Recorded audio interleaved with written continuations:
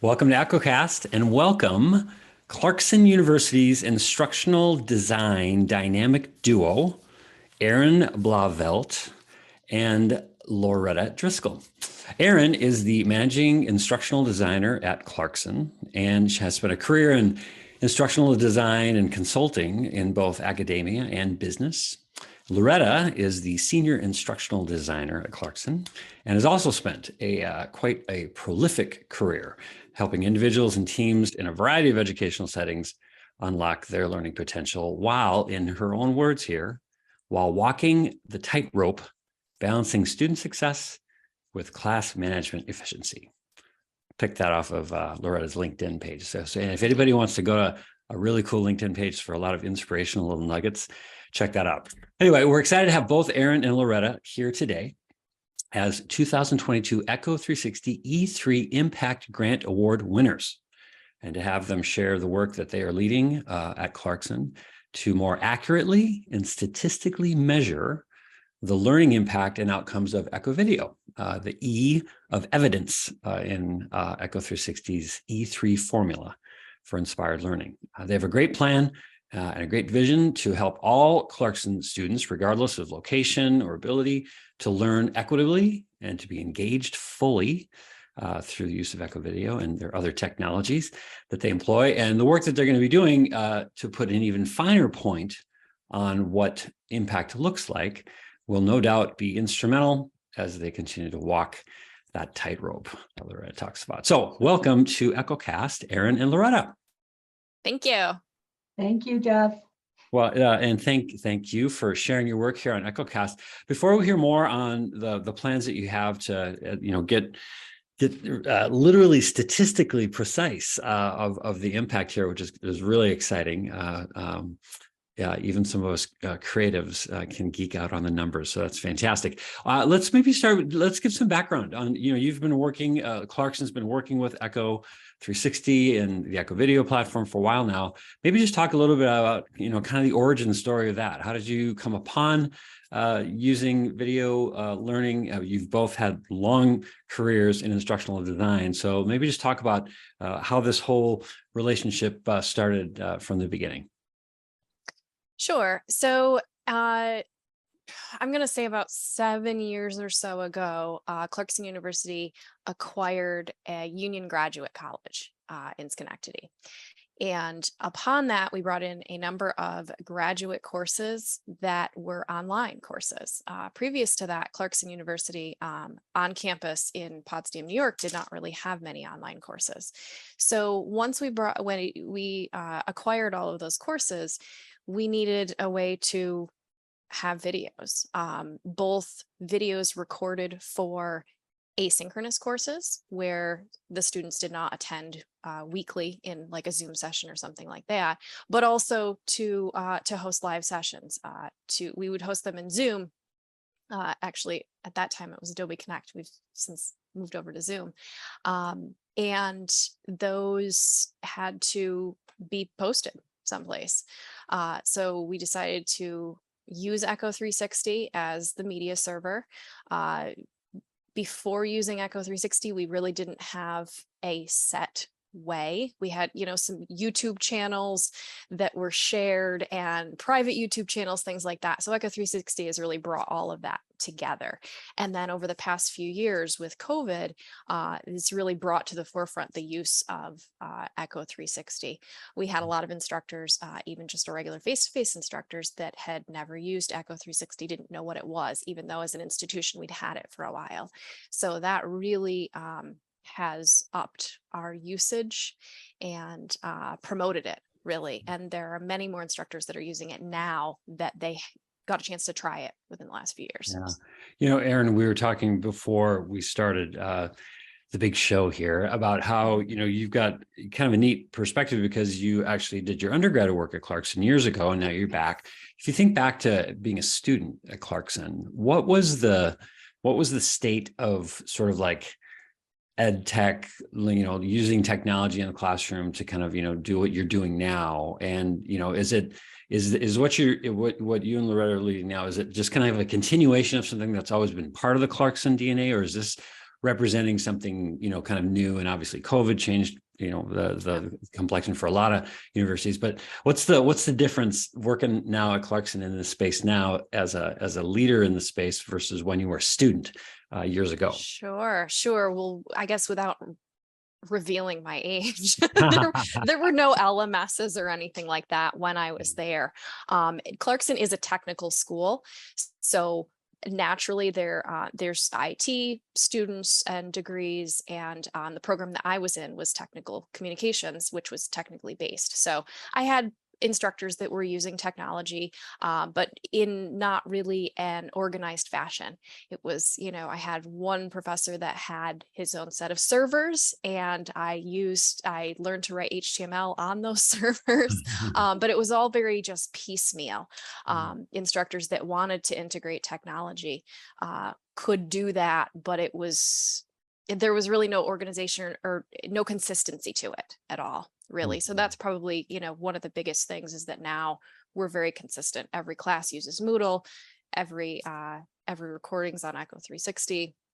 Yeah. So it's just a lot more organization. Well, and I would imagine just, the fluency that you just find in both at the instructor level and the student level. It's not, I don't want to date myself either, but yeah, I mean, the first job I had, I actually shared a computer on a Lazy Susan with a cube mate. Like we had to share it, and so we'd spin it whenever we wanted to work on it. So crazy. And nowadays it's just like, this idea of infusing the classroom with technology. It's actually a bit redundant. It's like technology is everywhere, the whole thing. How specifically, both of you have had long careers in instructional design. When you talk about video and kind of how Clarkson and Echo 360 came to know each other through, kind of the kind of the posting of video content. How has video specifically evolved over the years for each of you in terms of how you see that medium factoring into your instructional design plans? Well, it provides us a lot more opportunity to give students a whole host of things that weren't available years ago, just because, instructors didn't know how to record things. I actually, as a student, worked in a small video production lab where there were some graduate courses that had a couple students away on co-op or internships. And so the class would physically come into that studio, the instructor would lead it, we would record it, and those students that were at co-op could then watch it later on in the day. But at that time, that was like a big use of technology. That was a super cool thing to do. And now it's so easy. Instructors can do it from anywhere. It's simple to use. But I think one of the things that we're trying to get at with this project is the importance of having videos available to students. We have pre-recorded videos, those lectures, but then we also live cast in-person classes. Not all of them. That's, it's up to the instructor whether they want to do that or not. But I can't imagine how much that would have helped me as a student years ago in live lecture classes, huge lecture halls with 100, 150 other people, and I had trouble absorbing the content that was being taught to me. If I had video recordings of lectures, I would have gone back to my room in a comfortable setting and rewatch those things. I would have used them to study. So that's a huge difference. That's something that students now have that years ago they didn't. And that covers equity in students that may have disabilities. That helps students whose English is not a first language for them, because Echo 360 has the transcription feature. So it's something that through our grant program, we're really trying to promote the use of this to convince instructors, hey, you should be doing this if you have the opportunity to. So that's been a big change, I think, over the course of the last few years, is just that live broadcasting and then recording those live lectures and making those available to students.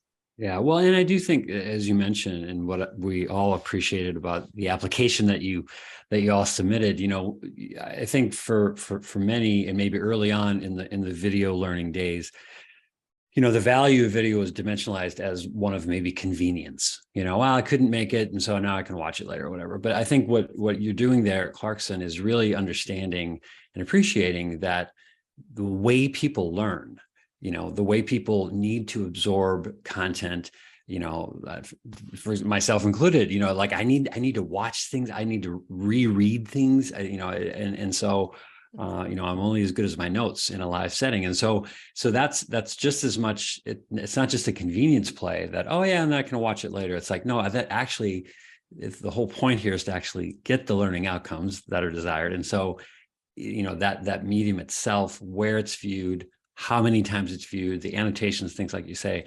it's put a lot more texture around the use of video beyond just oh yeah, I can watch it later, because I missed it. So how do you, what's been the response from students at Clarkson with it? Is it become now just a little bit like we were saying earlier? Is it just sort of like kind of par for the course now, as people are just kind of expected, or are you finding, has it evolved over the years, and are you finding students, appreciating it maybe in a different way than even like, a couple of years ago? Mm-hmm. Well, our online classes rely on it very heavily because we have some classes that are synchronous that do meet week by week, but those are graduate programs. They're working adults. They can't always make it, so they need to watch those recordings. And then some of those courses are asynchronous, meaning that the instructor will pre-record a lecture. So those, for online classes, this is really vital. For our undergraduate face-to-face classes, that's sort of what we're trying to find out through what we're doing, and collecting data and seeing really who is using it, how often are they using it. We want to determine whether students that are going to their lectures live are then going back and reusing these things. Like we want it right now, we don't know that. So that's one of the things that we're trying to hit at, and differences between who is using it, undergraduates versus graduate students. Students in large lecture halls versus small discussion-based classes. There's a lot that we're looking at to try to really figure that out, and how much students are needing that. But we want to do that through use. We could survey the students, of course, and that may be something that we do down the line to find out. But we want the data to drive future decisions that we make. Yeah. Another very appreciated element of your grant proposal was just that. I think sometimes we can rely on like anecdotal, like, oh, the students love it, and it seems to be working great, and then you kind of check the box and move on. So yeah, talk a little bit about, you don't have to get too much into the weeds here, but I do think the rigor that you're putting against this, I mean, bringing in a statistician and really getting into some real empirical evidence. Talk just a little bit about how this kind of double click is really going to help, kind of put a finer point on the impact. Sure. Yeah. So we know that we've always been able to go into a specific course and sort of see some general statistics on the usage of the videos for that specific course. But what we're doing is drawing out, we've got a giant spreadsheet now with a whole lot of data. And of course, my team, we don't have a lot of background in statistics. That is not my forte. As I'm getting into this, I'm finding it more interesting. But we've pulled a lot of the data out of the systems, out of the Echo 360 system, of what the usage is. There are a lot of different columns to our spreadsheet that we're trying to figure out. We're trying to pinpoint what we really are trying to get at. An example of that is we had a conversation a few weeks ago about the polling tool in Echo 360. There aren't very many of our instructors that are using that. So we sort of had to like throw that data out because we don't have a whole lot of comparisons for that. But we're going through now and adding information in. So we're trying to compare just class by class, but also groups of classes. So like I had said, what we've pulled, the data that we've pulled from Echo 360 doesn't indicate whether the course is a graduate course or an undergraduate course, or whether it's a 100 level course or a 400 level course, whether it's an online course or a face-to-face course. So those are the things that we're sort of working on filling in now. And then we've hired a student statistician to go through and then do data visualization. She's working with an instructor who's a statistics professor, and they're gonna do their magic and give us some trends. We're looking at trends. The first step is really to compare class by class. And see what the trends are there. And then the second step later on is going to be looking deeper into some of those classes and looking to see whether there are differences in who's watching this. So can we tie this to grades? Are the students in the classes that are receiving better grades also the higher video viewers? Are there more males than females watching these videos? A whole lot of stuff that's more related to the student and maybe not the class itself. So we're sort of taking a two-tiered approach with that, and seeing where the grant money gets us and what time we have to work on this. But we're trying to set this in motion so that we can do this again in the future, so that we can sort of track year by year the usage and how it's increased or changed. That's fantastic. And well, and not only is it so helpful for folks in your field in instructional design, so when you guys all get together at your conferences or, and talk shop, you can share it. But I also think just, when you talk about that extra layer of detail around whether it's, gender or age or whatever, or maybe even subject areas, that for the instructor, him or herself, in actually designing the course, and figuring out, I just to have that data early on, I think would be super helpful. So can't wait to see what you guys learn. All right, we're at the last little section of the big show here, and so we call this inspiration point. And Loretta, I'm giving you a heads up here. I'm going to ask you the same question. So you've had ample time now to get a really good answer ready here, because you've been very politely silent in the background here. So here's the question. We end every EchoCast asking our esteemed guests for like the one kind of key point or one lesson that maybe you've learned, throughout this process, or, you can, it's a fairly extemp kind of question. You can answer it however you want, but we kind of want to get it down to one point that you want to leave our viewers here with, whether it's if they're looking at embarking on a similar kind of initiative, or just one kind of thing to kind of grow on. So Erin, we'll have you answer it first, and then Loretta, we're gonna end with you with some big answer. Just setting you up here. We're expecting great things because you got it. All right. So Erin, why don't you go pressure to Loretta. What's your, and hopefully she thinks of something different than I have. Yeah, exactly.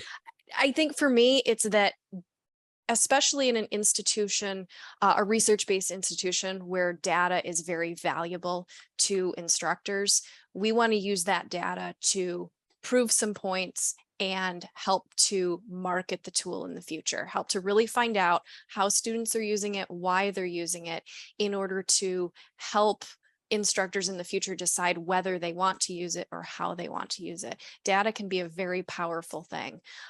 So, we don't want to just give people advice and say, well, this is what Erin says, or this is what Loretta says. This is what the data is saying, which, hopefully backs us up on the things that we always say. But we're really interested to see what trends we come up with. Hopefully we do have some trends. Hopefully we do have things that are happening. Fantastic.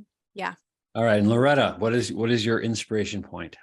Okay, so it's similar to Erin's inspiration point. Of course, she and I think a lot alike. Down the road, we hope to be looking at those polling and other engagement tools. We had to throw that data out this time. Like Erin said, not enough people use them. Well, we've really not even had a chance to train faculty that we have Echo as this tool. We kind of threw it at them, and during COVID, they had to use it because that's the only way that they could get their lectures across. Yeah. And now going forward, they don't have to use it. We want to show them why they might want to use it. So this is a good start to say, look what's happening in this class. Moving forward, this could be happening in your class. And then also you might add in this and give this a try. That would be down the road, but hopefully there'll be another grant down the road. Well, We can do that, Dan. Good plug. we know people. We can set that up.